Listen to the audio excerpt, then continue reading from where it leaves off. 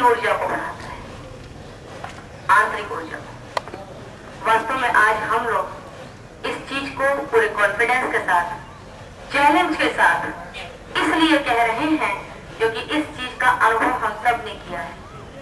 आज सब जानते हैं अगर एक लेडी किसी बच्चे को जन्म देती है तो उस पीड़ा का एहसास सिर्फ उस औरत को होता है जिसने बच्चे को जन्म दिया है। ईश्वर की अनुभूति वही बता सकता है जो अनुभव कर सकता है। आज हम सब बहुत सारी किताबों को पढ़ते हैं कि एक गरीब था या धोती कुर्ता में पहनकर एक बूढ़े के रूप में भगवान आए, कन्या के रूप में माँ आई, एक बुढ़िया के रूप में माँ आई। रूप अनेक है, स्वरूप अलग है, लेकिन क्या हम पहचान पाते? शायद नहीं। जिस दिन हमारी आत्मा जागृत हो जाएगी उस दिन हम पहचान पाएंगे, क्योंकि आज भी हम माँ से कहते हैं कि हे माँ, शरीर में तो 10 लोग 10 तरह में इतना सोचने का कार्यक्रम रखा गया कि आप सब अगर हम वास्तव में परमात्मा का अंश हैं, क्योंकि हमारे जो माँ बाप हैं वो एक ट्रॉली वाले हैं, या हम जब माँ बाप बनेंगे या बन चुके हैं तो हम सिर्फ एक ट्रॉली वाले हैं, माध्यम कोई और है। जब हम इस पृथ्वी पर आते हैं तो ट्रॉली वाला क्यों कहा है हमने? जब कोई ट्रॉली वाला किसी सुंदर सी शॉप से अगर फ्रिज उठाता है और वो अगर अपने मालिक को डिस्ट्रीब्यूट कर देता है, डिलीवर कर देता है, तो वह ट्रॉली वाला यह कभी नहीं सोचता कि जिस फ्रिज को मैंने जिस घर में छोड़ा है उस फ्रिज से मुझे ठंडा पानी नहीं पीने को मिलेगा। इसलिए हम परमात्मा का अंश हैं और उसका अंश बन करके इस पृथ्वी पर आए।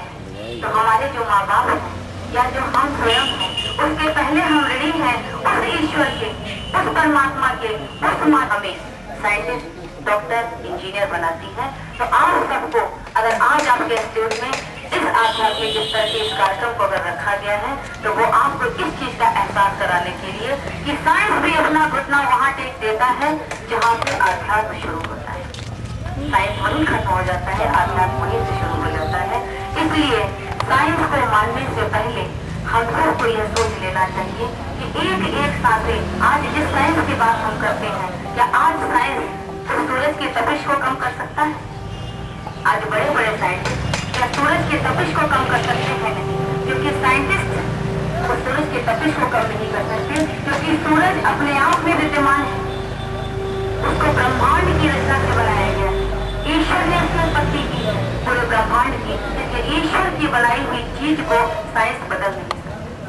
आज अगर इस पेड़ के रंग का, पत्ती का रंग अगर हरा है तो इस पत्ती के रंग को साइंस पीला नहीं कर सकता।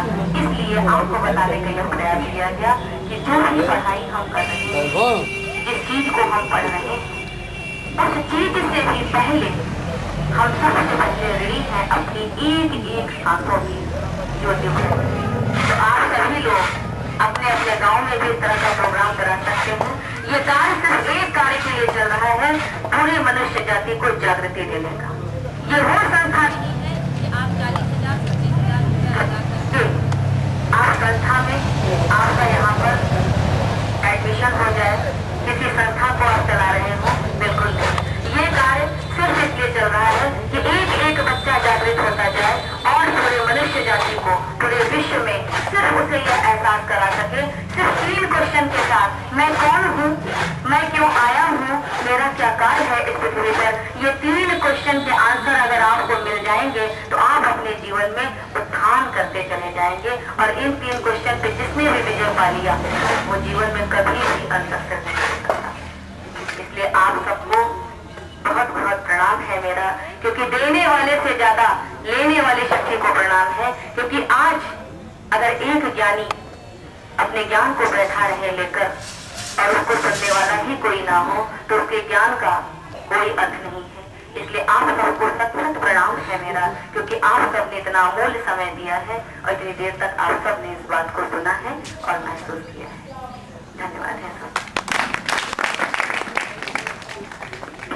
बातें ऐसी जिन्हें मुझे लगा उन पर मैं कुछ कह सकता हूँ।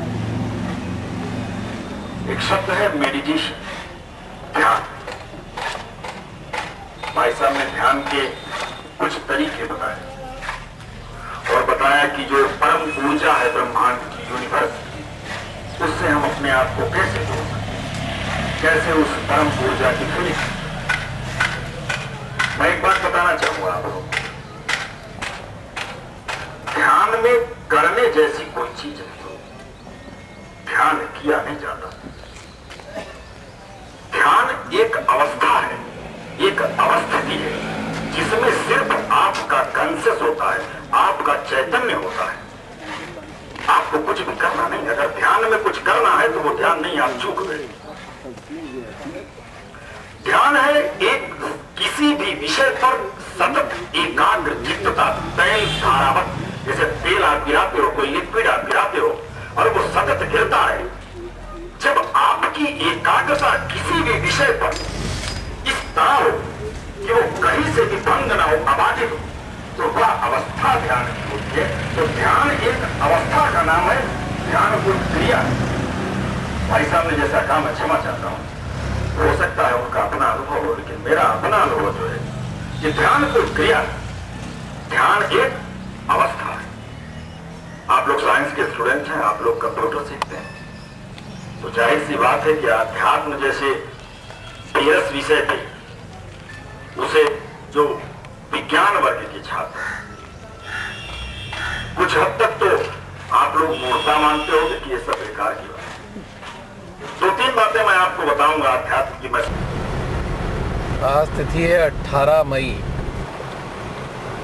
मां ने कार्यक्रम रखा है गढ़वा गांव में, जो पड़ता है मिर्जापुर और रॉबर्टगंज के रास्ते में।